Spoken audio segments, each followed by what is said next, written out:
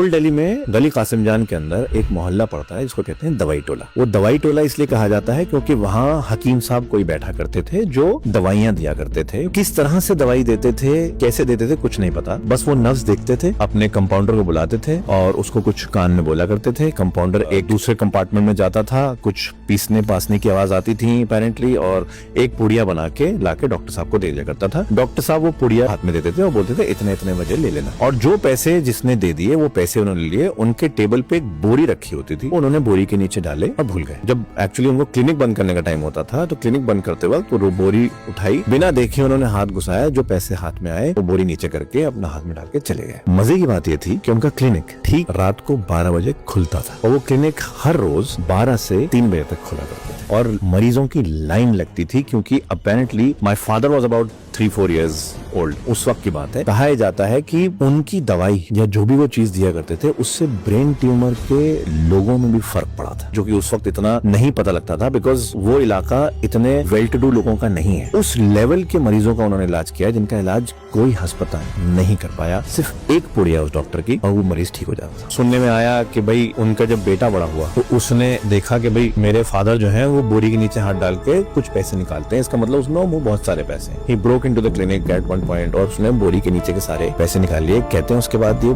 Clinic बंद हो गया। डॉक्टर साहब कहाँ गए, उनकी फैमिली कहाँ गई, किसी को नहीं पता। कुछ लोगों का मानना यह है कि भाई उनके साथ किसी जिन का वो था जो उनको ऐसी एक शिफा दे रखी थी, ऐसे एक हाथ में वो दे रखा था कि जो वो दवाई दे देते वो काम करते।